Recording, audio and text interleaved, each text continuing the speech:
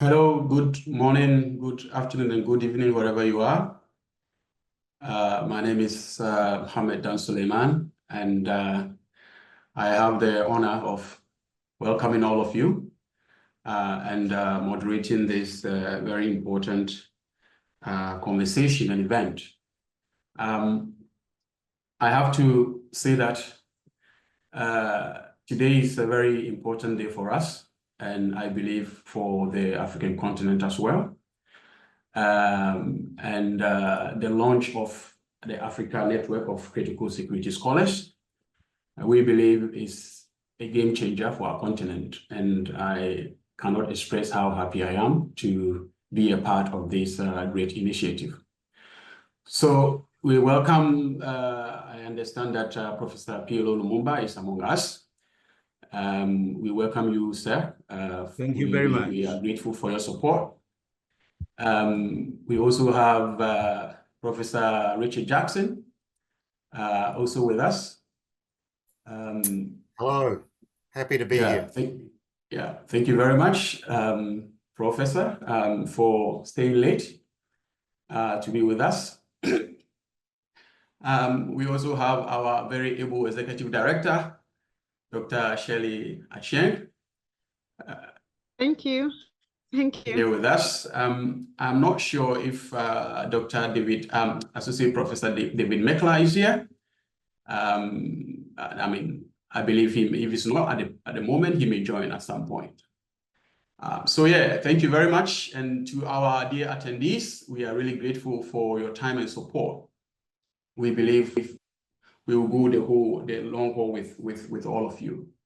All right, so I shared the program earlier on, but I'll just give a recap. So after my very brief opening remarks, we will get our Executive Director, Shirley Achieng, to deliver the inaugural address. And then after that, we will invite our very beloved Professor Richard Jackson, all the way from New Zealand, to deliver his guest address, after which we'll move on to the keynote address to be delivered by our own Professor and Father, PLO Lumumba. The ANeCS is really a very dynamic platform that we have created to promote critical scholarship and support critical scholarship across the African continent and support critical security scholars.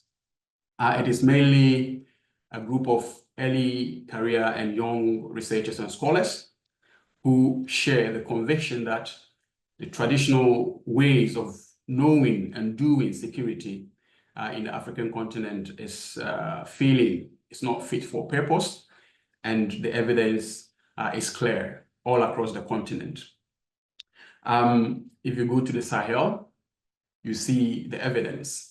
Despite the existence of a plethora of responses and responders and programs across 2 decades, even more, you see that the situation is not getting any better.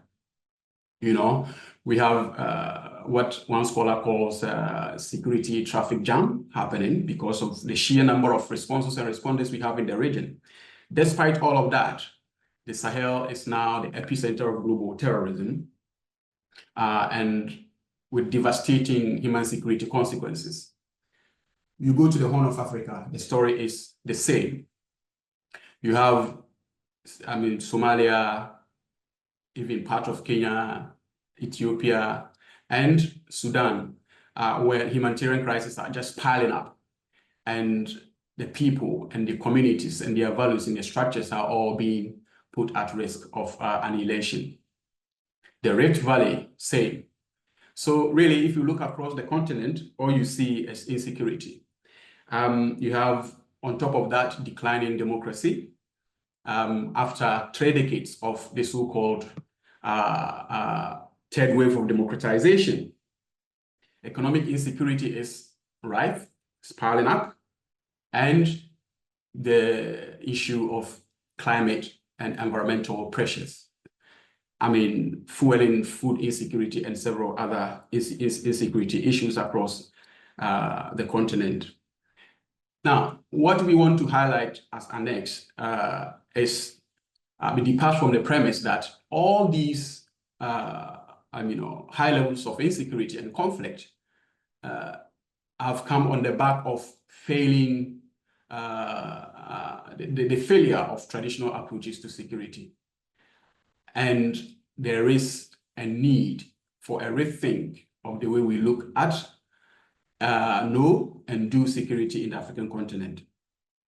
And so I am really happy to be here and to be moderating this event. Before I move on, I would have to add that the ANeCS, the African Network of Critical Security Scholars, is an independent initiative of the Center for Alternative Politics and Security, West Africa. And the connection is that, you cannot talk about security in one Africa sub-region without connecting it to the broader continent.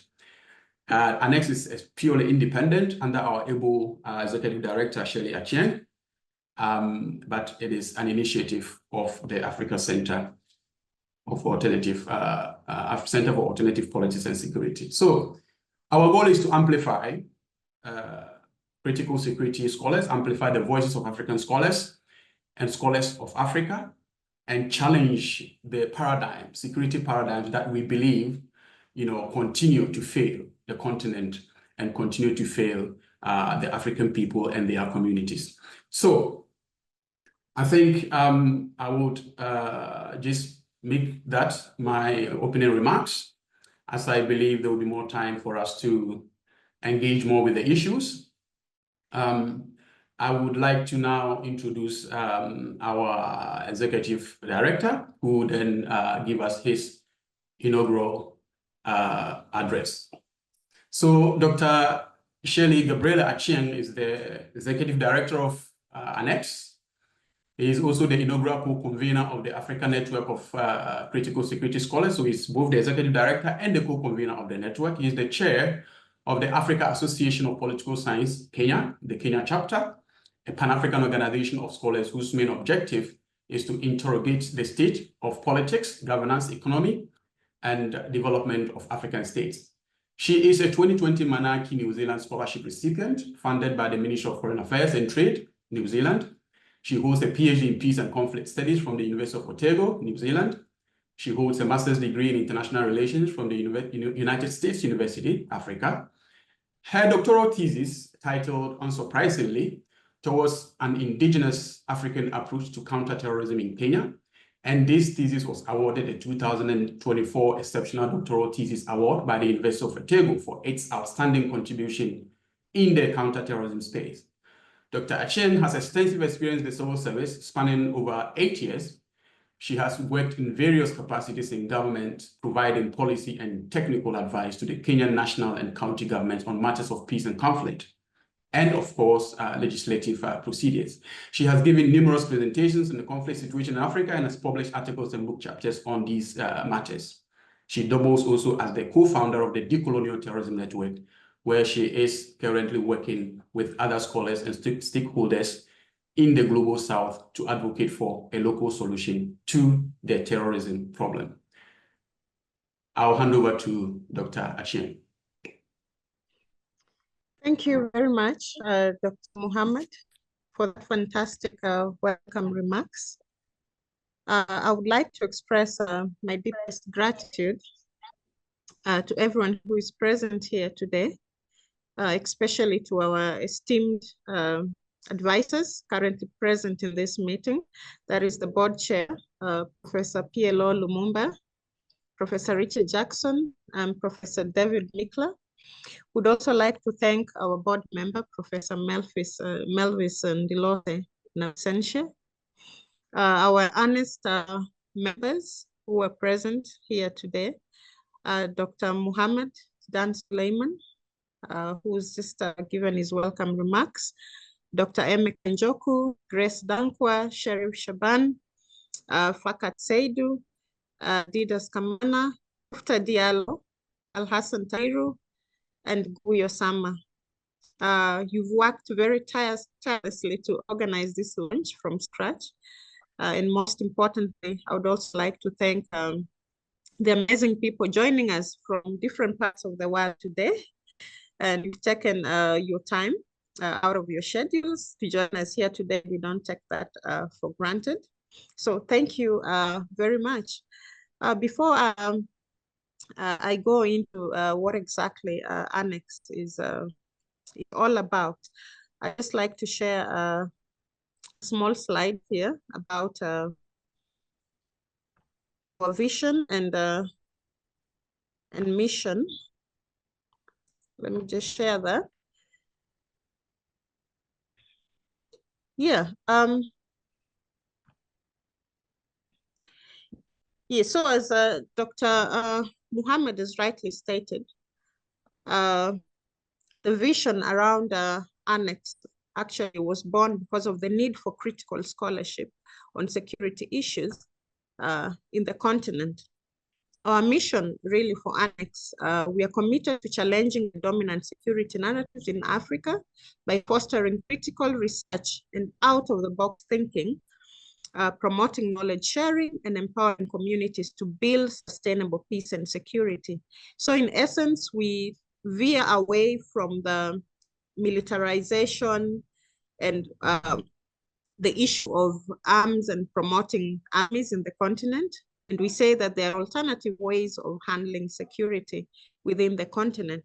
So that is our biggest mission. We don't go with the traditional sort of thinking when it comes to security. We promote the issues that affect the community. We look at those issues and we promote discourses surrounding community solutions to our African security problems. Our vision mainly, we are committed to challenging the dominant security narratives in Africa by fostering critical research, out-of-the-box thinking, and empowering communities as well. So let me just stop the sharing of that screen right there.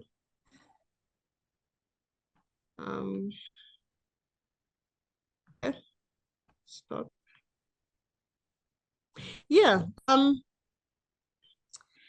So basically, I'm really excited about this day because this is not an ordinary day, because this day marks the birth of something extraordinary for the African continent. This is because for far too long, Africans have been the largest consumers of destructive traditional mode of knowing and doing security that has invented this facade of African inferiority when it comes to the issues of knowledge production. It is actually quite tragic that the African continent only produces 2% of knowledge, yet we consume 98% of knowledge coming outside the continent. So it is our imperative, and it's actually a clarion call right now, because we cannot really continue to walk down the same path of regurgitating the same foreign solutions that are coming out of the continent and are out of touch with the realities of the continent. So basically, we have to stop and ask, where did the rain start beating us as the African continent when it comes to knowledge production? Indeed, as the celebrated scholar Chinua Achebe rightly puts it, a man who does not know where the rain began to beat him cannot say where he dried his body. Really, where did the African continent start drying its body? On these issues, and especially on the issues of security that are very much state-centric, and the community has been left out of decision-making. So in essence, the formation of ANeCS, as I previously stated, arose as a clarion call to stop and rethink our security based on our own terms. And this is actually a call to unlearn and then to relearn security from our own point of view. Just to highlight what ANeCS has done so far, ANeCS has been active for the last 5 months. And so far, we are very happy to state that we have scores of members, over 1,000 followers on LinkedIn at the moment. We have an impressive 150 volunteers from all over the world who we want to thank immensely for their commitment. Because this goes actually to demonstrate the true commitment of the continent for change and the passion of the African scholars to actually see that change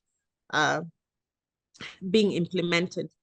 So ANeCS goal, as we previously stated, is to mobilize critical knowledge from an African-centered perspective to resolve conflict issues within the continent.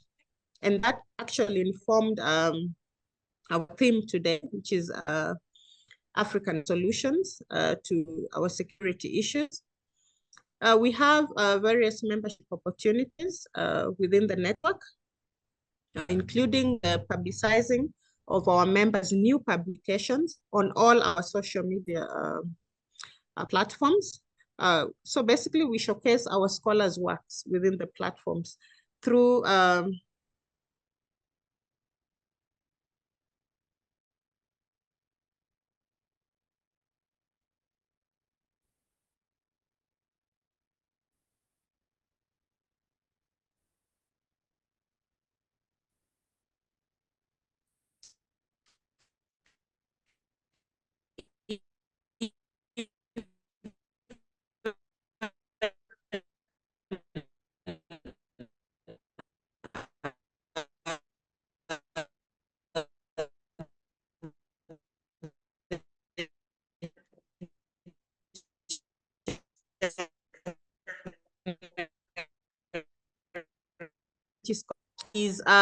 publish our.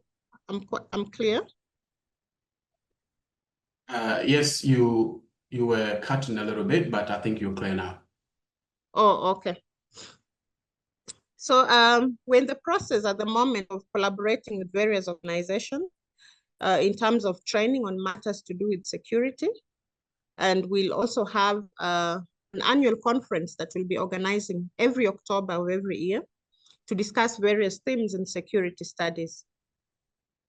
At the same time, we're in the process of coming up with a book series, which is titled African Elders Series. This series will be on the great thinkers in the continent, and we're very happy to announce today that our first series will be on the great thoughts of our very own Professor PLO Lumumba, and we look forward very much to having the engagement that will start on this series over the next few months. So this is such an exciting time for all of us. I'd really want to thank all the people that are joining us today from different parts of the world. And we look forward very much to vibrant engagements over the next few months. Thank you very much for your time today. Thank you. Thank you very much, Dr. Achieng, for that very deep and detailed inaugural address. We have no doubt that ANeCS will grow and grow under your leadership. When you spoke about that comment from Achebe, it reminded me of another proverb that says, if you don't know where you are going, everywhere is a destination. Huh? So for me, I also summarize everything that you said into one tree proverb that says, what this means is, if you chase a coward, you would eventually meet his courage. You know, when you force a coward into a corner, when the coward knows that he has no option than to fight, all of a sudden, you know, strength will come from maybe heaven, and before you know, the coward has now become the brave person. So we believe that Africa has been, you know, cornered really by all the cases of insecurity across the continent, and it is now time for us to act. And we at ANeCS, in collaboration and partnership with others, have made that commitment to act and make sure that things are set right. Let me add that we have the Center for Conflict Network, West Africa, as one of our partners, who is one of the first organizations that we are partnering with, and the Decolonial Studies Network, Terrorism, the one that Shirley leads, is also a partner of ANeCS. So at this point, I will move on to our next speaker, who is our guest speaker, a man that has influenced all of us.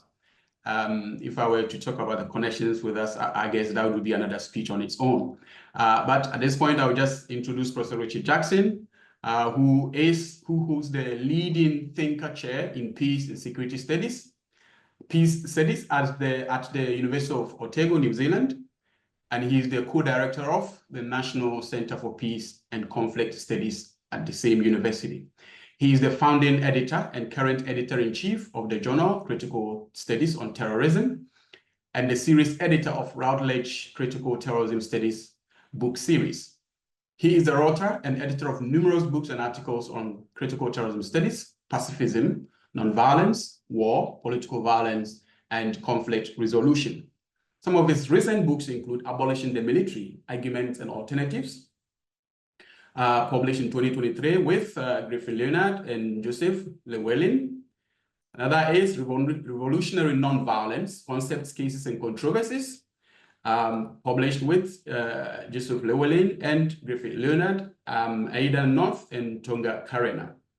Another is Encountering Extremism, Theoretical Issues and Local Challenges, co-edited with Alice Martini and Kieran Ford.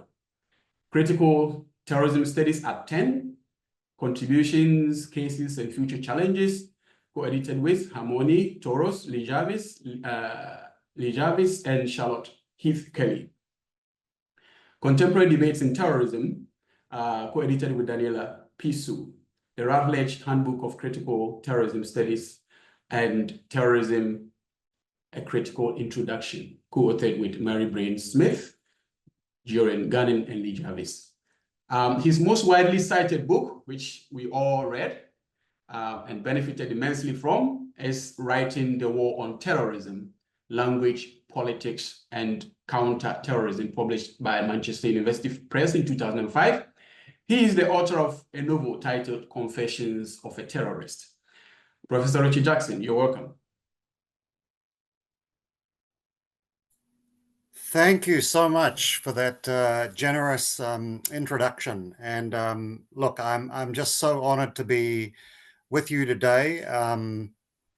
It's a great privilege of mine to be invited to join you on this important occasion, but also it's just so wonderful, and I'm so proud that, I mean, I know there are 3 of my students or former students, one current and 2 former students with us today, but also in particular, Dr. Shirley Achieng, whose fantastic thesis I was privileged enough to supervise here at the University of Otago. It's always wonderful, and it warms your heart when your students go on to do amazing things.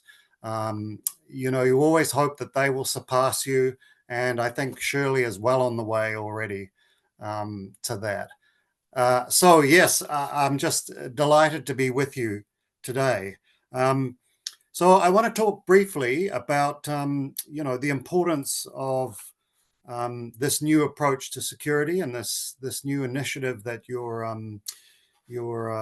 launching today. I mean, in a way, this initiative couldn't be better timed, because I'm sure that you're all aware the world is in crisis. You know, the conflict that's currently going on in the Middle East is threatening not just the lives of millions of people in that region, but it's also threatening the international legal and normative order.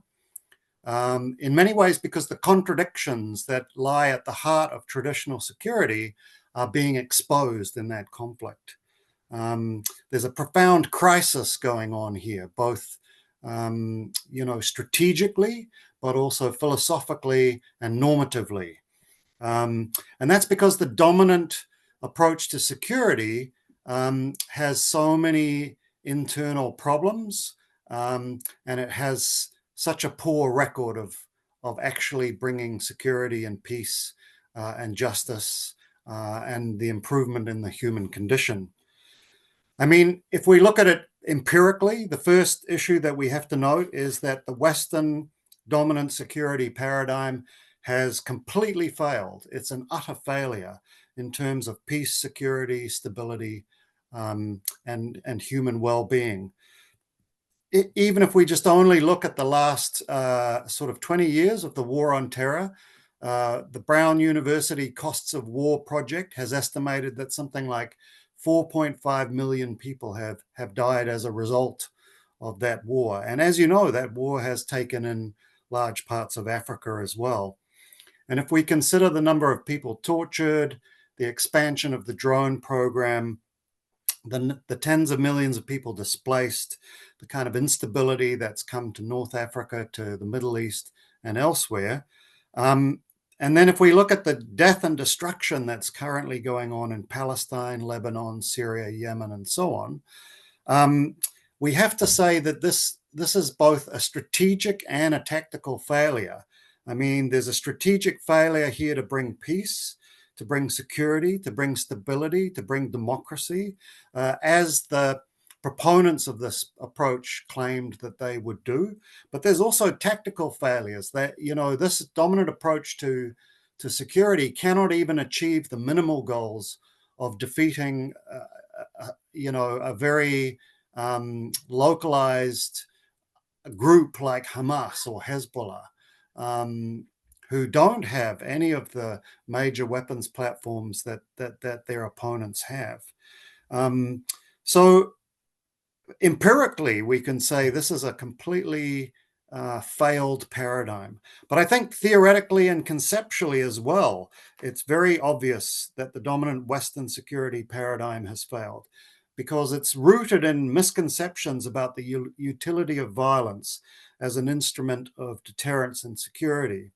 I mean, the parable or the saying that Dr. Suleiman was just talking about applies to this, that when you apply violence to people, they won't always submit. In many cases, that will cause them to resist. And that's what we see right across the world, but in particular, we see that in Gaza and in Lebanon today. It's also rooted in a dominatory approach to sovereign power and hegemony. It's kind of the Pax Romana approach, but also drawing from Thomas Hobbes and the notion of the Weberian monopoly on the instruments of violence. It gives violence a key role and a key place, perhaps the key place. And in many ways, it fails to understand the way in which, as I just said, the wielding of violent power often creates and sustains resistance from those who are dominated. And so that is always a recipe for further conflict and violence. And I think the third thing is we have to acknowledge, and this is becoming more and more clear, that the Western security paradigm is deeply implicated in and rooted in the coloniality of knowledge and the coloniality of power. And there are some very obvious ways in which we can see this. We can see it in the language that gets used and the kind of epistemological binaries and the dominant myths that surround it. You know, the notion of peace versus war or pacification, civilization versus savagery, secular versus religious, and all the kind of usual dichotomous tropes that are wielded out in order to justify the application of military force. I mean, these come straight from the colonial era. And in fact, those historical continuities of practice can be seen, for example, in the war on terror, the US colonial suppression of the native populations in the United States itself, but also in the Philippines at the turn of the century there. I mean, these practices were then the same practices that the United States tried to use in Afghanistan and Iraq and elsewhere during the war on terror. I've just recently also been studying and learning about the ways in which the British, whose first colonial conquest was Ireland, brought members of what was called the Black and Tan, who were this kind of state militia group used to suppress rebellion in Ireland, and they brought them to Palestine. And in Palestine, they taught the sort of early militias that later became the Israeli Defense Forces in the same techniques. And so in some ways, the current counterinsurgency that the Israeli forces are using against Hamas actually have their lineage in British colonial action, pacification action in Ireland. And in all these ways, we can see the kind of deep coloniality of power that's being expressed through the dominant Western security paradigm. And then, you know, we clearly have to acknowledge here that this is a deeply racist paradigm in which, despite the rhetoric that often comes out about universal human rights and about humanitarianism and internationalism, it's actually based on a hierarchy of the value of lives. And we've seen this very, very clearly, most clearly in the current conflict in the Middle East, but we've also seen it in a great many conflicts that have ravaged Africa in the past few decades, where the lives of people of color are always given much less worth than the lives of Europeans, of North Americans, and in this case of Israelis.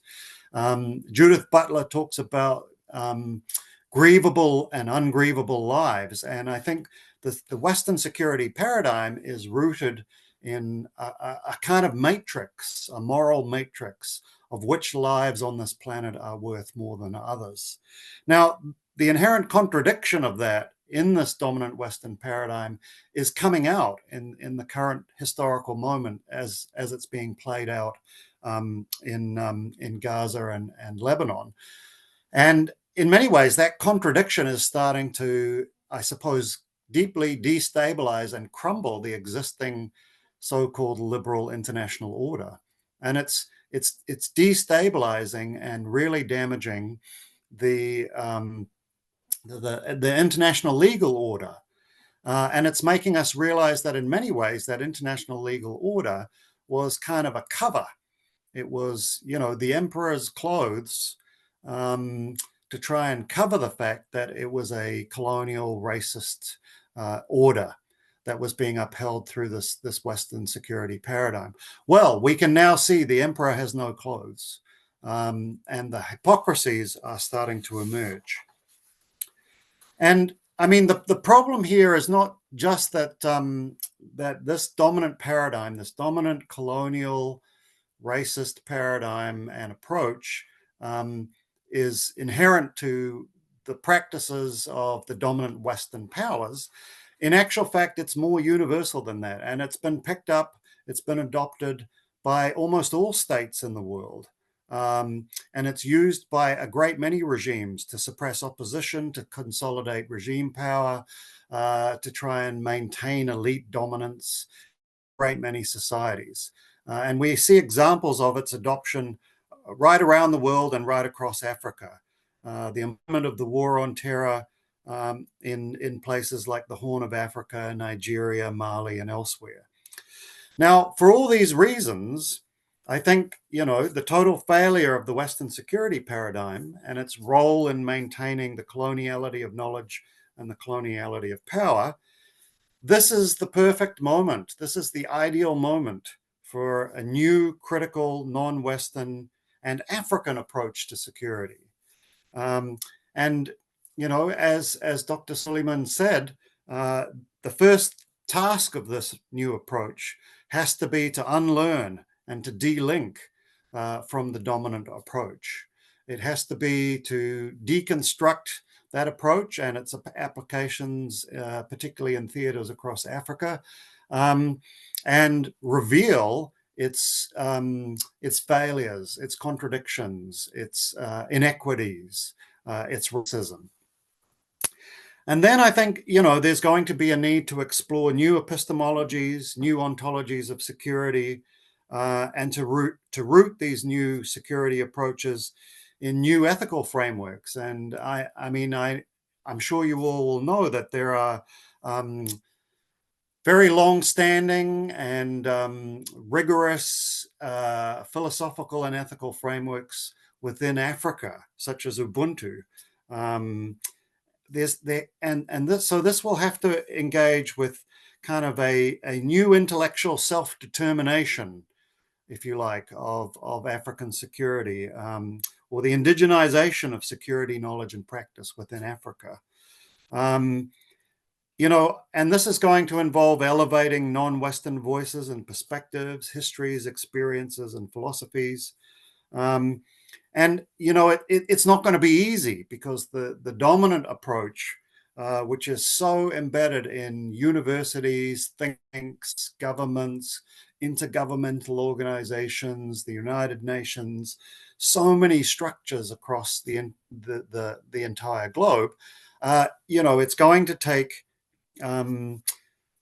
you as intellectuals engaging in quite strong epistemic resistance, epistemic disobedience, as Mignolo puts it, to make sure that you don't, submit to the dominant paradigm and the efforts to pacify African security. So there are challenges and obstacles here, and I don't think you can minimize them. There are huge institutional, political, and cultural barriers, which will need careful and determined strategies to overcome. Including things like Western dominance of academic publishing, the dominance of English as the lingua franca, the disparity in resources, and so on. But I think that given the kind of opening that the current crisis of the dominant Western paradigm provides us, this gives us a chance for success. It represents a kind of emancipatory opening when, if courageous and powerful scholars like yourselves can push through that gap and begin to tear down those existing structures. All I can say is that I offer solidarity, and I offer whatever advice I can. As someone who's an insider in the Western-centric, Western-dominated societies and kind of intellectual structures, particularly those around security, I can offer a little bit of help and clues as to how we might bring them down. And I can offer allyship. So I think that is something. But I would really, really like to commend you all and applaud your courage, applaud your innovation, your entrepreneurship, and commend this new organization, this new network to you all and to everyone who's listening. Thank you for having me, and I wish you the best of luck. Oh, thank you very much, Professor Jackson, for that very encouraging and very deep comments and address. I want to add that I am also Professor Jackson's student.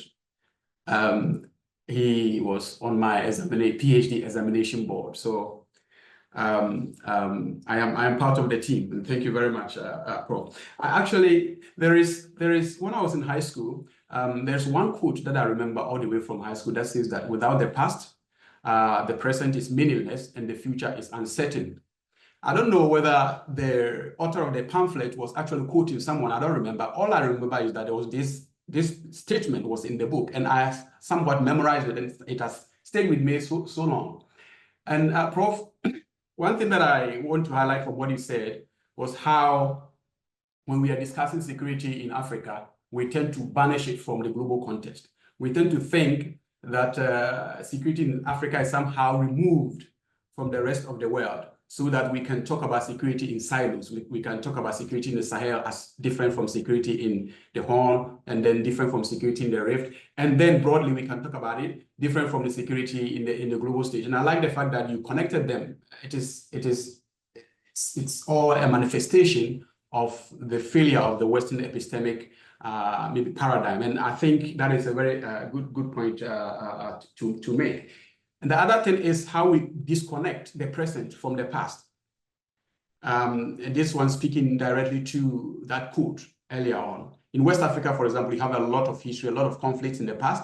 But then when these conflicts started, they tend to be seen as new, completely new, banished from that past, not related to the past at all. And really, if you look at the situation, it's just, for example, if you focus on Islamist movements in the Sahel, you can easily say that this is just a jihadist turn, to conflict in the region. That is, it's just the same old conflicts that have taken a certain identity. And so those 2 points, connecting the local to the global, and also connecting the present to the past is, I think, something that we will remember. And of course, your support and the encouragement. And we believe that a year from now, we'll have a whole hell of a story to tell the world in Africa. I want to here apologize for the late start, the event. We're having a few glitches. And I also want to say that we would have a Q&A at the end. We're still seeing if our panelists will be staying to do that, or we will just handle those questions. But yeah, we'll figure those out. At this point, I want to introduce our board chair, our father, what I call the father of Pan-Africanism in recent years, I believe, who then give us a keynote address, which will culminate in their launching of the Africa Network of Critical Security Scholars. So bear with me, please. The man who is next to speak is known to all. The world knows him, and he knows the world. Professor PLO Lumumba is a notable professor of public law with LLD in law of the C from the University of Ghent, Belgium, as well as a master's and bachelor's degrees from the University of Nairobi. He holds a honorary Doctor of Letters and Doctor of Science degrees from the University of Cape Coast in Ghana and Bells University of Technology in Nigeria, respectively. He has been trained in human rights at the University of London, humanitarian law in Sweden, and international humanitarian law in Geneva. Professor Lumumba is an advocate of the High Courts of Kenya and Tanganyika and a certified mediator. He has held various high-level roles, including former director and CEO of the Kenya Law School and secretary of the Constitution of Kenya Review Commission.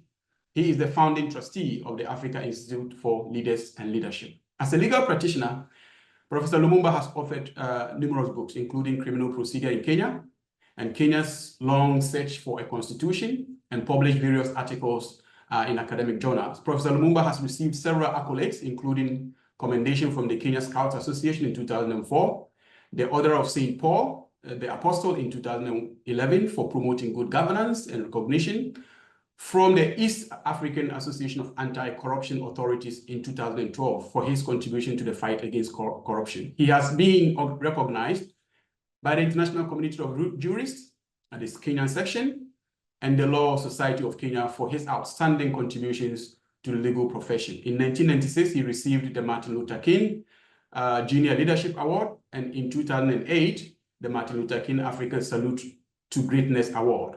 He has been featured in Marquis Who is Who in the World as the distinguished Mwalimu Julius Nyerere lecturer at the University of Dar es Salaam. He was honored as Chief Tamba Taylor of Liberia for his Pan-Africanist work in 2017. That same year, he delivered several lectures, including the 5th Abraham Tiro Ogbokose lecture at the University of Limpopo. In 2018, he served as the Nelson Mandela Centenary Memorial Lecturer, and in 2021, he was the inaugural Samora Machel Memorial Lecturer in Mozambique. He continued his speaking engagements with a 10th Saraki Memorial Lecture in Nigeria in 2022, and a 10th Professor G.A. Mills, lecturer in Ghana in 2023. In recognition of his advocacy, he received a Lifetime Achievement Award from the African Forum in 2017 and was named one of the 100 most influential Africans by New African magazine. He's also received multiple awards in January 2018 and for his efforts against corruption in Africa. He currently practices law with Lumumba and Lumumba Advocates and coordinates activities under the PLO Lumumba Foundation. Now, if you think that introduction was too long, let me say that it was the shorter version of a longer one. Professor Lumumba, thank you very much for your time, sir. Thank you very much for that very generous introduction. If we were alive, I would have stopped you. As I grow older, I want single sentence introductions. Let me say how glad I am to be present and to have had the advantage of listening to yourself, Dr. Mohammed, Dr. Shirley, and of course, Professor Richard Jackson, and they are gems that you have used to anchor your contribution to this very important subject. Shirley, you've talked about when did the rain start beating us, as Chinua Achebe once said. We now know when it did. You've talked about, Mohammed, when you chase a coward, you'll finally meet his courage. I think Africa's courage is now beginning to manifest itself. Professor Richard Jackson has said many things, grievable and ungrievable lives. He said that we should unlearn and delink, and I can't agree with you more. If you look at Africa today, and I think, Dr. Mohammed, in your introduction, you did run us very quickly on what is happening in the continent of Africa, right from the Sahel to Cameroon to the Democratic Republic of Congo to Ethiopia to Sudan to northern Mozambique, and low-intensity conflicts in other parts of the world. And yet, when you watch television or read news, you never hear about the conflict in Sudan. And that tells you that it gives meaning to what Professor Jackson was said, the dichotomy between grievable and ungrievable lives. In fact, if you want to appreciate the position, I believe more lives have been lost in Sudan and more refugees and internally displaced persons have been generated, and I'm using the word generated very deliberately, in Sudan. And there is a sense in which you, Professor Richard Jackson, have spoken to my heart, because you've been able to distill some of the issues which continue to burden Africa. And that includes us, we who are African scholars. Unknown to us, we still labor under the baggage of neo-colonialism and coloniality. And even in our guarded moments, because these things have been drilled into us, when we are called upon to talk about peace and security, we are inclined to look at it from a Eurocentric and, permit me, an Americocentric perspective. And that is why, therefore, we don't get it right, so that our prescriptions to what is a cancerous problems are analgesic. And therefore, they don't take us as far as we ought to. It is my hope that under the aegis of this initiative, we'll be able, as you have rightly said, to unlearn. Because as Carter G. Woodson said famously in 1993 in his book, Miseducation of the Negro, we have been thoroughly miseducated. And it is incumbent upon us to unlearn and unburden ourselves so that we are able to embrace these new weapons of engagement in the fight against violence in a manner that is sensitive to the realities of the continent of Africa. That must not, and is not meant to say that Africa is going to be isolated from the world. Far from it. What we are saying is that there are certain things that is only the insiders that are better able to appreciate. And we did appreciate, for example, when the Americans thought that they would eliminate Al-Shabaab in Ethiopia, and they are stuck there. And it's not only in Africa that they have met their Waterloo. They did so in Vietnam, they did so in Afghanistan, and that is not only including the Americans. Even the Russians thought that they would extricate themselves from Afghanistan after a short while. And the message that has been sent out of those areas is that they were chasing a coward and they met the coward's courage. So that being the case, the question that we must ask ourselves from a very practical standpoint, what are we going to do that is different? We are not the first organization that is congregating around the issue that is before us. How do we deal with peace, and how do we ensure that we restore sustainable peace in the African continent and by extension in the world by exercising the ghost of violence? How do we do it? How are we going to do it differently? What are the tools that we have brought on the table that are going to be deployed in order to address this subject? And humility must be our lifeblood. The appreciation that there are others outside of our orbit who have tools that we can use to good effect. So collaboration is very important. And Professor Richard, I understood you very well to say that as an insider in what is fundamentally a Eurocentric approach to these issues, it is important that we engage minds such as yours, which have wrapped themselves around these critical, nuanced approaches to the fight against peace and against violence in the world, and therefore be in a position to forge approaches that are going to be useful to us.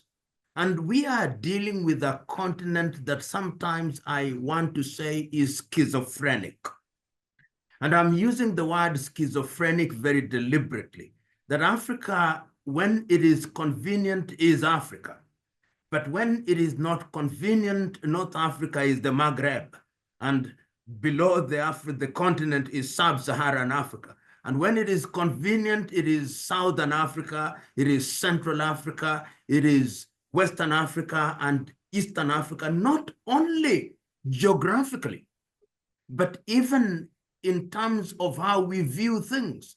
And that is why, for example, organizations such as ECOWAS find themselves in the situation in which they do when there is some kind of change which they do not like in the Sahel. And you will appreciate that the neo-colonial structures and approaches are alive and well. You can see a much more steroid-driven Commonwealth post-Brexit, a Commonwealth led by the United Kingdom, which is trying to protect its old territory. You can see a much more re-energized La Francophonie, trying to even invite countries that were not colonized by the French. You can see newer players which were not classical colonizers, such as the United States of America. And in a very subtle way, we must not ignore the entreaties of China and Turkey, and even Russia. So that once again, if one wanted to be blunt about it, there is a sense in which there is a new scramble for the continent of Africa. And if one ever doubted it, you can see what is happening in the Sahel, in the northern part of it, with the Russians and the Ukrainians even engaging in jousts in the continent of Africa itself. And you can see in Sudan, we now know that the Iranians and the Emiratis are present there. So that is the Africa that we are talking about. And I believe that ours is to come to the table with clarity, to say that we are not for one moment saying that we are Moses with a rod and staff in our hands, parting the Red Sea, but that we have a contribution to make, and that this contribution is going to learn and borrow from other experiences, is going to adopt and adapt, and is going to ensure that we inform existing initiatives and institutions in a manner that will move the agenda forward. I believe that if we do that, and we do it with dedication, we do it with humility, then we will make a positive contribution in a manner that will inform activities which will solve this problem that bedevils Africa. And I believe that that is what we must do. So thank you very much. I don't think I need to belabor the issue. The issues have been very well distilled by yourself, Mohammed, very well articulated by yourself, Dr. Shirley Achieng, very well drilled down by you, Professor Richard Jackson, and I look forward to us working together as a team on this occasion when we want to launch this initiative, and I believe that we'll have a positive story to tell in the coming years. Thank you very much. Thank you. Thank you very much, Professor PLO Lumumba. Our father, we're really grateful for your kind words and your encouragement. And we are even more energized to, carry on fighting until we get the Africa that we all want. Again, in Ashanti, in Akan, we have a proverb that says that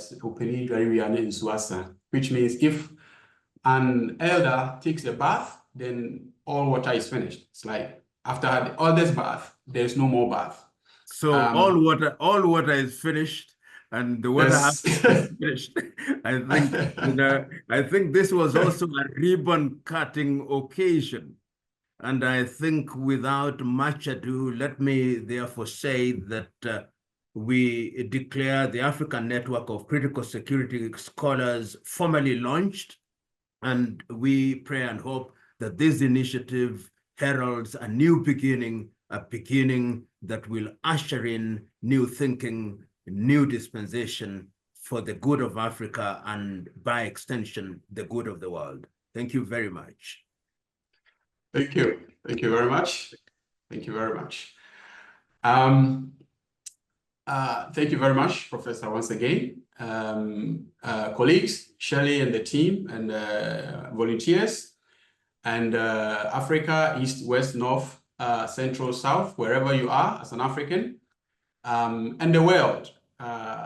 We now have the African Network of Critical Security Scholars committed to challenging security paradigms in the continent, committed to promoting critical and alternative and sustainable and not combative perspectives on security for the sake of the people and their communities and their traditions and their values. So we will, at this point, open for Q&A. So I am going to, if you raise your hand, then I will give you, I'll allow you to speak. And then we go from there. So is it Sam? Sam, can you hear me?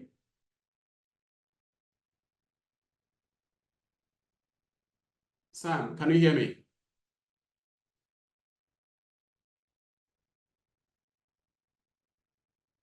Hello, Sam?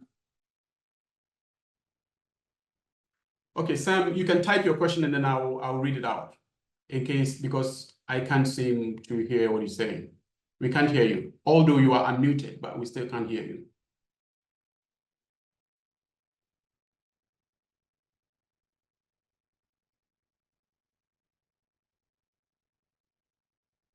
Okay, Boni, is it Boni Bobai?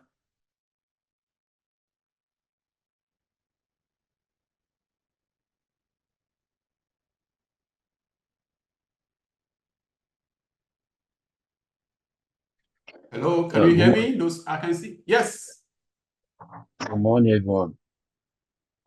Yes. My name is Buni Bobai. I'm calling from Nigeria.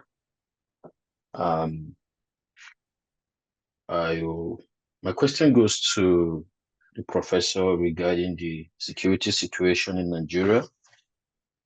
I know how hard the government has been working, trying to curb the present security situation in the northwest and the northeast in Nigeria. and the present one that we are facing now in the eastern part of Nigeria and some in the western part of Nigeria. A lot of lectures have been presented, a lot of speech have been made, even by the professor himself, which I am so glad to have watched. But I want to know, what way, and what do you think can be done to solve the present security situation in Nigeria, because it's becoming alarming every day. And we all know that what usually happens in Nigeria affects other parts of Africa, most especially the Sahel. In what way can it be curbed to ensure that such situation does not escalate to the other part of the Sahel? Thank you very much. Thank you very much. If Dr. Mohammed, you permit me to respond. Yes, it please. is very easy from outside to prescribe, but an outsider also sees certain cobwebs which an insider does not see. Nigeria is a country that I try to understand almost on a daily basis. And history informs the response that I'm going to give. I believe that, like most African countries, the post-colonial Nigeria was designed to fail. And if you look at the very history of Nigeria, putting the North together and the early activities which led to the Civil War, and I want to take you to the meeting in Aburi in Ghana, where Ojukwu was quite clear about what ought to be done. And you remember immediately after that meeting, Ojukwu said, "By Aburi we stand," and Gawan responded, "By Aburi you shall fall." And in many ways, Nigeria has never been the same again. And I also want to draw you to your attention the statement by the late General Abacha, when he said that when an insurgency goes on for more than a year, then there are people in government who are interested in it.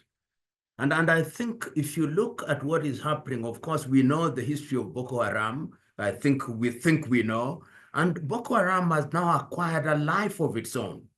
It has acquired a life of its own that even those who may have created it no longer have control over it. And it is so nuanced that things like kidnapping have now acquired a commercial character. You now see individuals coming from Chad, from Niger, from Mali, and being part of these informal armies.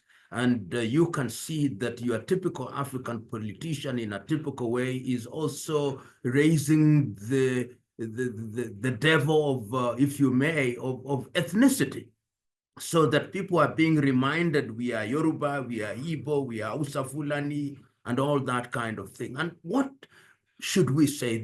And Professor Richard said something that I think was very useful. The assumption that you can eliminate conflict through violence. And Gandhi said it, that an eye for an eye ultimately makes the world blind. And you cannot, in my view, defeat this unconventional armed formation through conventional warfare. You cannot. History has been consistent in proving this right. So what would I prescribe if I was in Nigeria? That it is important at this stage for Nigeria to have what I call an all-Nigerian meeting. All-Nigerian meeting that brings to the table all the current political players and invites all these insurgents, their formations notwithstanding, with a view to asking ourselves as Nigeria, what Nigeria do we want? Of course, there'll always be holdouts, people who will not want to participate because violence has now become a commercial enterprise. But if you have an all-Nigerian meeting, a Nigerian meeting that is going to address all the critical issues, then that will be the beginning rather than the end, will be the beginning of a process that ultimately will allow for redefining governance in Nigeria. There are those who take the view that part of the problem in Nigeria is that Nigeria has never allowed the federal character to play out in the manner that it should, so that the center has always wanted to hold. And there's always been these centrifugal forces that want to have more power in the periphery. So I think, without being very lengthy in answering your question, an all-Nigerian meeting, because the issues are known, should be the meeting that begins this process. And you don't predetermine the agenda. The very first issue that the meeting will discuss is establishing the agenda items. And this conversation should then be cascaded to all institutions. Once you've had this conversation, then this conversation should be the conversation that redefines Nigeria. And I believe that once that conversation has been dealt with, then you'll have a new constitutional dispensation, which will then undergird the new Nigeria going forward. And it must involve young people. The current crop of politicians, most of whom are 60 and above, are not going to address a Nigeria where the median age is anything between 18 and 19. You cannot do it effectively. So that would be my answer. It may not be satisfactory. It does not pretend to be, but I believe that there is a way to begin by having a conversation.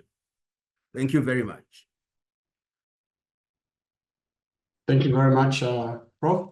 The Prof has to go, but I believe he's willing to take only two questions. I don't know if the Prof can take another one. Otherwise, the rest of the panel. I will take one, and then I leave Professor and Shirley, Dr. Shirley, to proceed.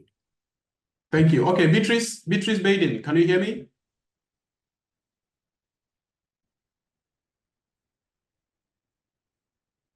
Beatrice Baden, can you hear me? Okay. All right. Beatrice, can you hear me? Okay, Beatrice cannot hear me, but so I'll read a question here. The question, Prof, is from Agborita Ita, saying that, can there be a security without economic empowerment in Africa? It's as simple as that, Prof.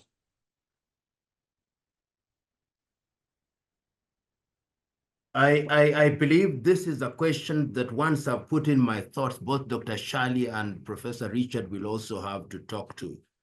I believe that these are Siamese twins. And Siamese twins in the sense that certain prerequisites are necessary for peace.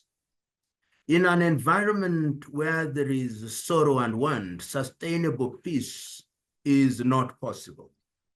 Human beings, particularly now that we have tasted the things of the 20th and 21st century, we need certain comforts. And these comforts are useful in guaranteeing peace. Number one, we need to have an environment where we have food, which means we must be in a position to grow our food. If you look at the conflict, for example, in Nigeria between the farming communities and the pastoral communities, is the causes are as mundane as pasture. If you look at the shrinking of Lake Chad, the causes as mundane as because the fisher communities no longer have fish and therefore no longer have economic sources of survival. I'm therefore responding to your question by saying that in order to address peace sustainably, there are critical things that must be in place. Things such as water. We know that water is a cause of conflict. We know that food can be absence or lack of food can be a source of conflict. Certain amenities for people to access schools, to access health facilities. All these are critical in order to sustain peace. And when I talk about peace, I'm not simply talking about the absence of conflict. I'm talking about peace in a very broader sense. And you who are scholars in that area will agree with me If you look at the kind of immigration that we are now seeing, young Africans running away from Africa, dying in the Mediterranean Sea and in the Atlantic, or people running away from Syria and Afghanistan, it is because the economic environment has created an environment where peace is not possible if they remained at home.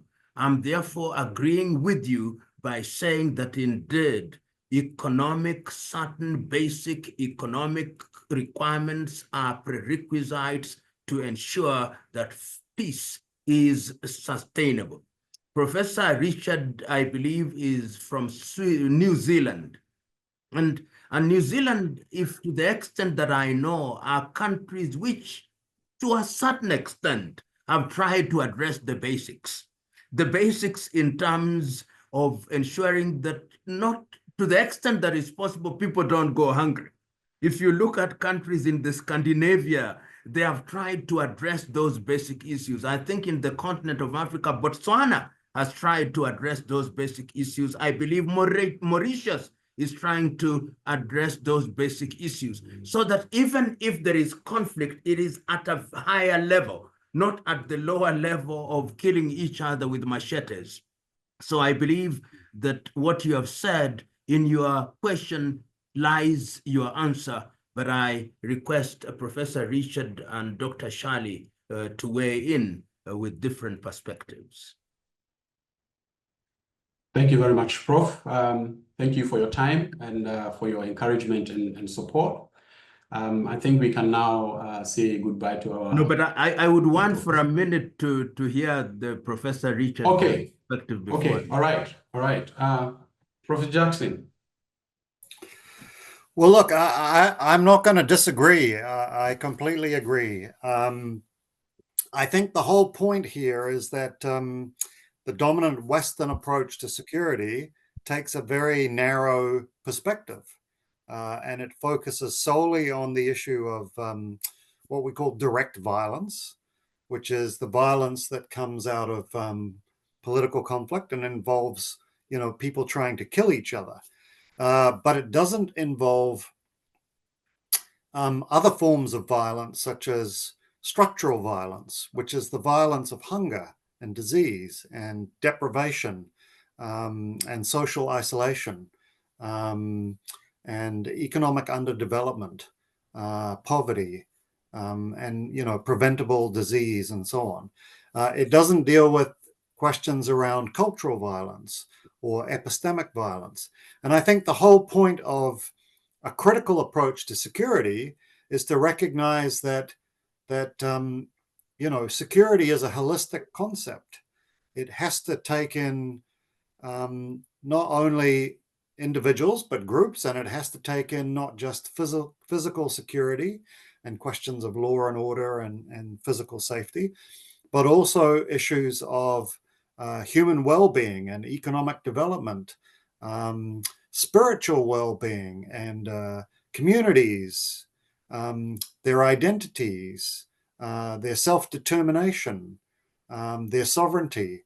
It has to take in the environment, because we all depend upon the environment for survival. The planet depends upon it.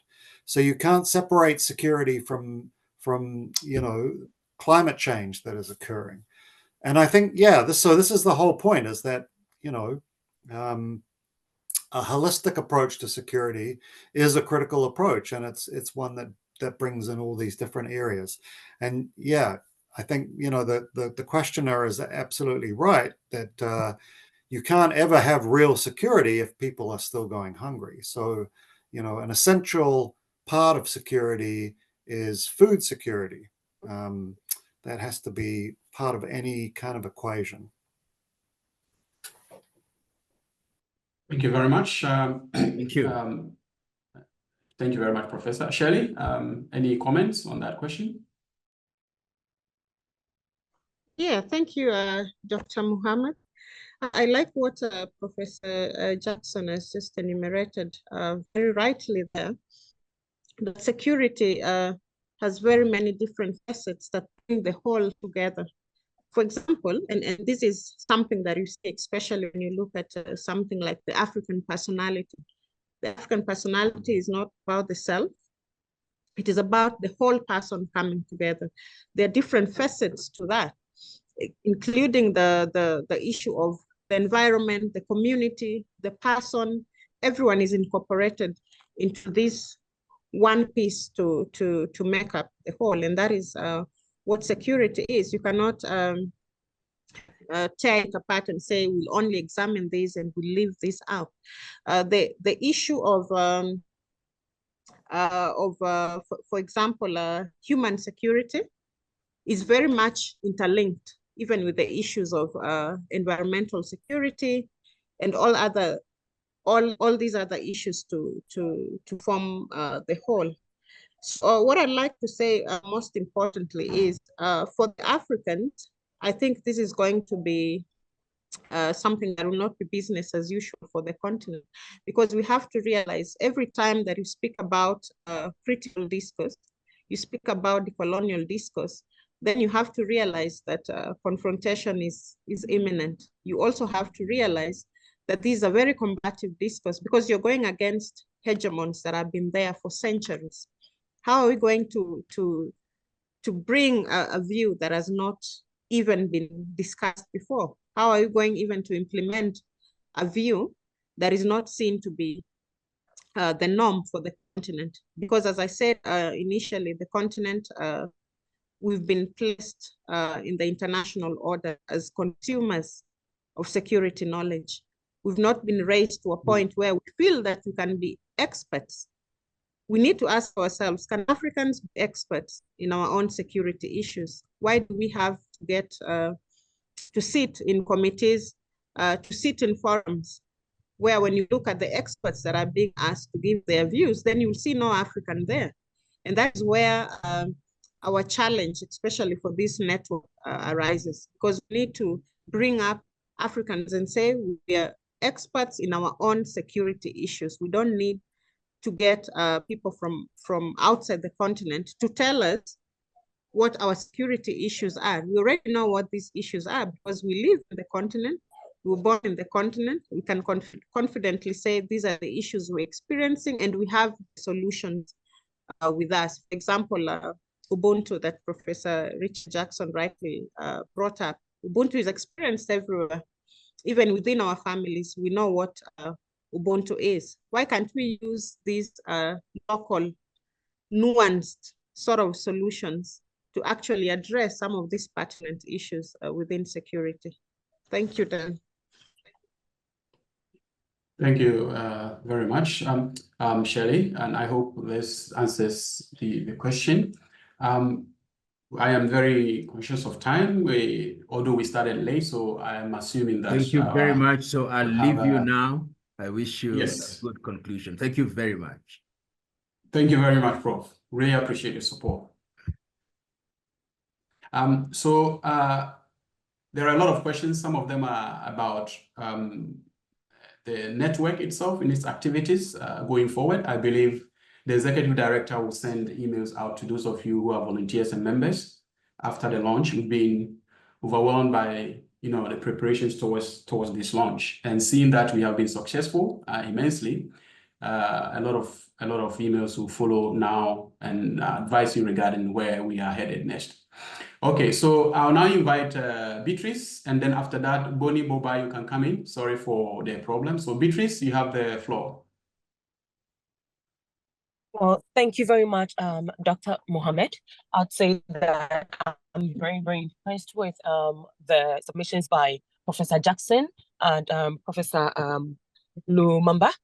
It's something that I really associate with. And my question is the fact that they touched on the fact that we shouldn't address security issues on the African continent in silos. Now, Ghana has a typical currently environmental security challenge where we experiencing illegal mining that is seriously affecting our water bodies. So the country at the moment, there are threats of water shortages among others. And we have a lot of demonstrations ongoing.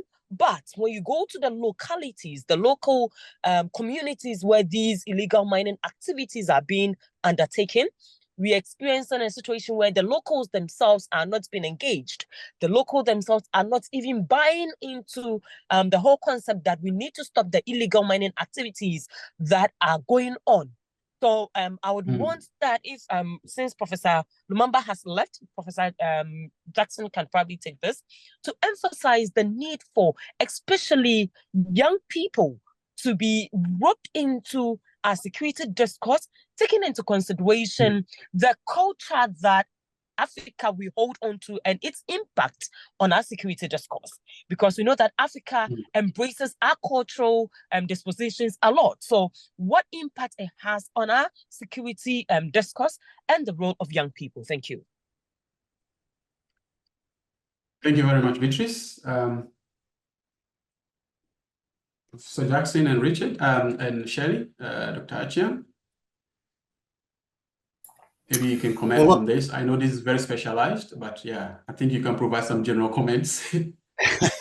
Yeah, no, look, that's a very tricky question, and it's exactly the kind of question that I think this network is there for, you know, to try and answer that kind of question. But I don't have the answer, and I don't think I should have the answer as you know, as a Western white guy.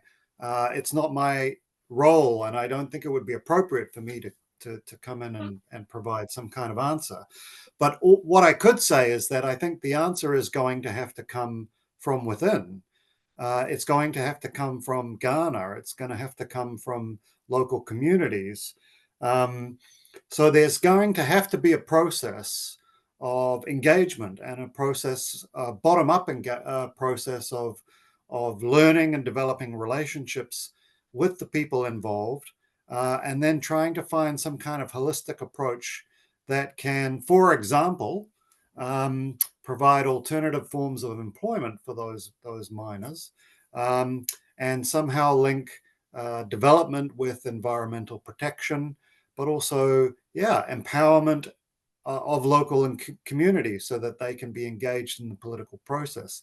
Now, all of this involves ignoring the dominant Western security approach, which would say, why don't we send the military in there to close down those mines and shoot anyone who disobeys?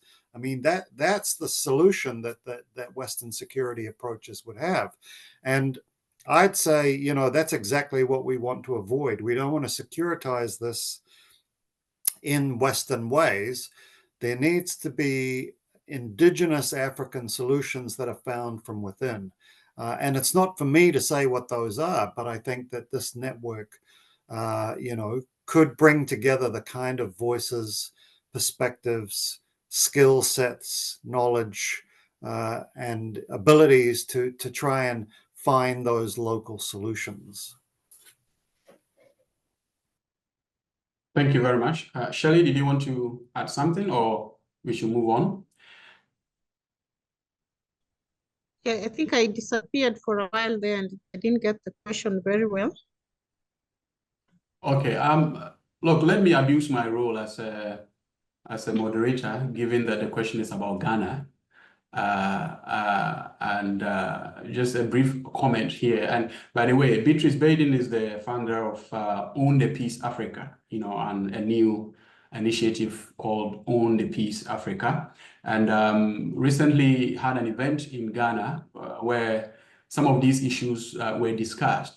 Now, it is important, as I've always emphasized, that if we have political structures that do not speak the language of the people, it's a bit sort of banishes the people from the political process, then I don't think the youth or these, I mean, people in local communities can actually really engage properly. I mean, so for me, this question to Beatrice is something that your new organization, which is really starting on a very good footing, would have to address. And we are very happy to work with you because I believe our interests intersect here.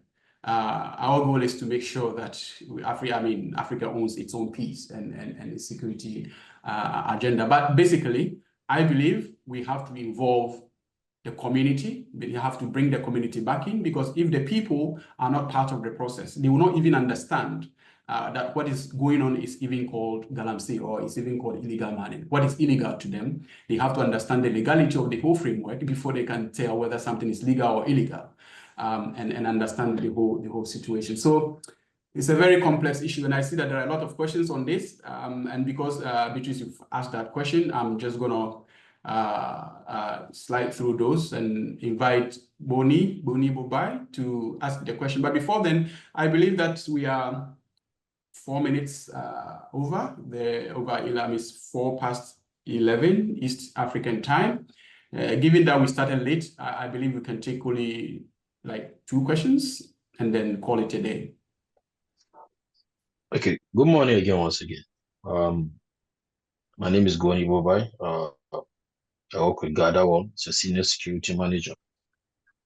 My question goes to Professor Jackson. What is your view on the recent creation of the Sahel state, and most especially Captain Ibrahim Traore? Because as far as we are concerned, even as a Nigerian, we see him as we see him as a leader. I would see him as someone who has created what Africa, quote and unquote, should be. As a Westerner, what is your view on Captain Ibrahim Traore? We will not just speak about Ghana and Nigeria. We are speaking based on Africa as a nation, as a continent.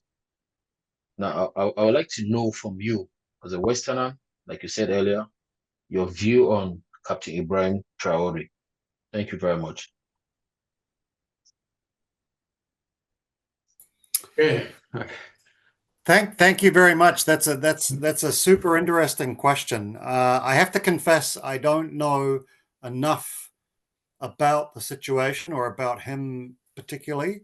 I think to give a very deep or intelligent answer, I think all I can say is that I am always impressed and I am always happy when I see African political leaders take an independent approach.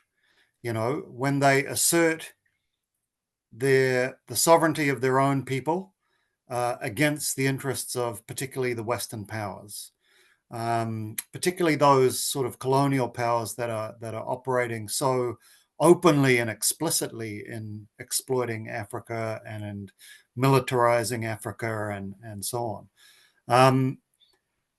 I think that kind of action always creates an opportunity for a more indigenous African kind of approach and initiatives to emerge. At the same time, I always feel nervous because I know that there's a history of Western countries crushing that kind of independent leader. You know, I'm old enough to remember and that I, you know, learned about in my university days what happened to people like Patrice Lumumba, who was assassinated, you know, and Steve Biko in South Africa. You know, whenever Africans stand up and kind of put their head above, they often are at risk because they're challenging the global order and they're challenging the dominant structures of power and they're challenging very powerful interests. I think it takes courage to do that, and you know, we'll see what happens. I have some optimism, but like I said, I'm always glad to see these defiant gestures because I think, you know, that's what Africa needs. This delinking from the Western security paradigm and this kind of resistance that's needed to the coloniality of power that still exists requires kind of courageous leadership, and I hope that this will be it, or this will be one of Africa's courageous leaders.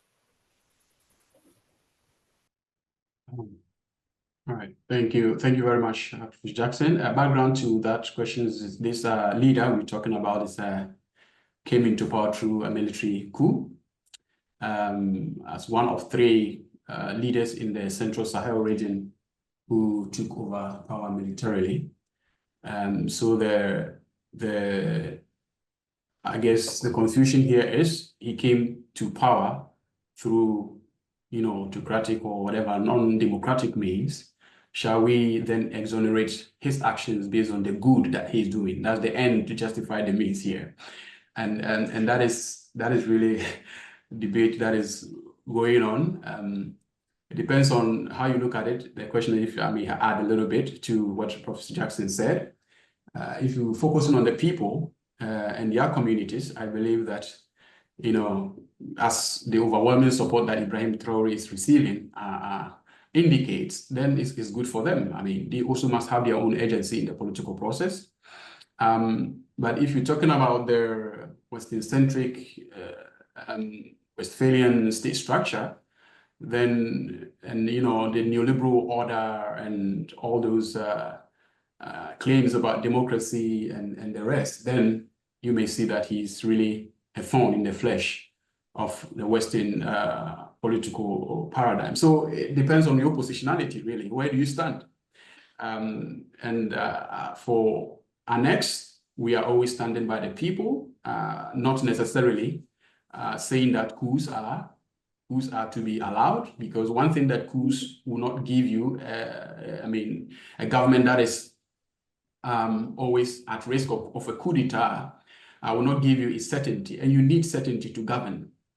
So if you're in power and you can be removed anytime, then you cannot hope of having any long-term plan, to redeem your people economically or otherwise. So there are pros and cons to this, but yeah, maybe we should sever the tea and not the cup. The cup being how the leader came, but the tea being what he's actually doing. And I don't think you chew your cup. You actually drink the tea and leave the cup alone. So yeah, let us celebrate the man for his activities, but also warn against such disruptive taking of military power. I think, although we want to take one more question, but I can see that Professor Jackson, I think we've taken a lot of your time, and knowing that New Zealand you are probably heading towards 10 p.m. over there. But we'll take one more question, and we are happy to set you free, Professor Jackson, but if you're happy, you can also stay. There is someone, I see your name here as iPhone. It's not iPhone, it's Caroline. Good morning, Dr. Oh, okay. And Dan. All right, sorry, Caroline, you can ask your question. Mine is not a question, it's just a comment I want to add. I first of all want to appreciate the discussion this morning, Professor Jackson and Professor Lumumba. I hope I won't keep Professor Jackson waiting since it's already late on its side.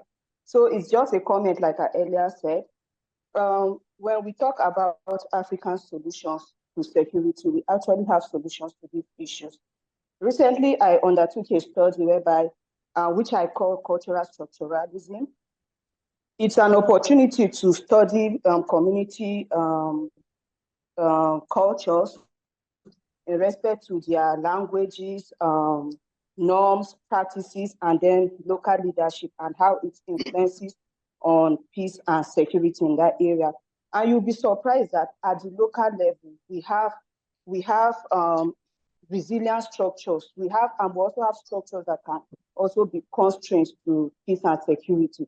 So yes, I agree that we need to start deconstructing colonial perception of approaches to security and start looking at it more at the local and African level. Like I said, it's just a contribution, and I really appreciate this platform, and I appreciate the fact that we are discussing about it. Thank you. Thank you very much, Caroline.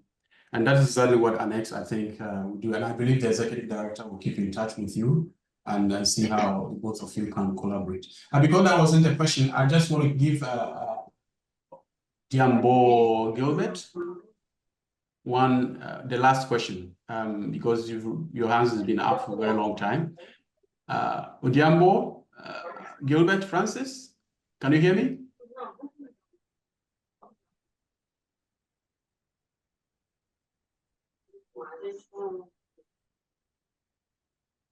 Odiambo Gilbert, can you hear me?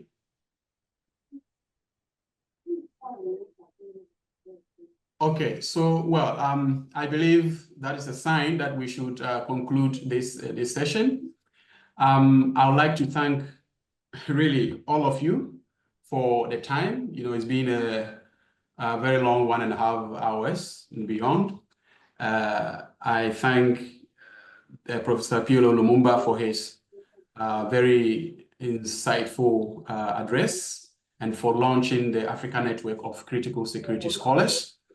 I thank Professor Richard Jackson, who doubles as our teacher and our mentor, for staying so late to support us. We really appreciate everything.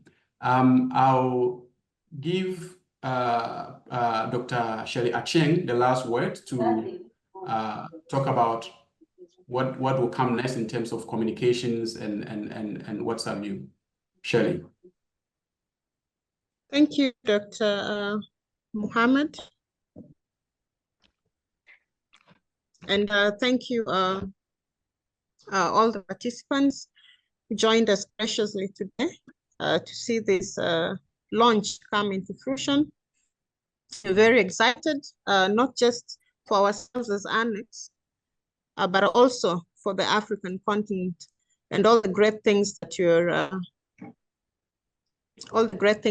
purposing actually to undertake within the network. So given that the network has officially been launched by Professor PLO Lumumba, I think the next steps after this launch will be to communicate, especially to the volunteers. Like I said, we have 150 volunteers, and there's still volunteers who are still streaming in, even as we speak. Our next steps will be to communicate to them about their specific roles. And because I believe the volunteers that are with us are the ones who are going to assist us coordinate the activities of the network. Because one of the great activities of the network is community engagements. As has been rightfully put in this session today by Professor Richard Jackson, Professor PLO Lumumba, it's all about African solutions to African problems. How do we get African solutions if we don't move into the communities? Therefore, one of the greatest things that we're planning to do, even with the volunteers, is community engagements. Try and speak to the local population. What are they saying? How do they want their security issues handled? And then from there now, we can have all this research coming out of the network. And this research, also coupled with the issue of advocacy, is what is going to drive the activities of the network. As for the membership, for the people who are joining us today, you can register and be part of the membership or of the ANeCS. All the membership forms are in the website. If you need to partner with us on various activities, we've already received a lot of partnership requests from different organizations around the continent. We've received from Nigeria, there are some in Kenya, and some are still streaming in from around the continent as well. And based on the activities that are scheduled, I think we'll have to sit down with the various partners and actually coordinate our activities going forward. So what I can say is that there's a lot of vibrant activities that are coming to take place over the next few months. There's a lot of excitement. And I believe as Africans, and to be an African, you don't need to be, you know, to check your skin. I believe being an African, people can be Africans even at heart. You don't need to be from the continent to identify as an African. There are a lot of activities that are going to be planned over the next couple of days. I believe we'll communicate with you all on your emails. We'll put out communications, check out our social media platforms, our LinkedIn, which is especially very active, our Facebook handle, Instagram, and all these platforms that we'll actually be using to disseminate our activities and tell you what is next for the network. So watch out for that. Thank you all for this wonderful time that we've had together. Thank you. All right, thank you very much, all of you. Thank you, thank you, thank you, wherever you are. You hear a lot from ANeCS through the Executive Director, Dr. Shirley Gabriella Achieng. So on that note, I would like to say that we conclude this session and you hear from us. Thank you all for having me. Good luck. Thank you. Bye. Thank you, Prof. Bye-bye. Have a great day. Bye.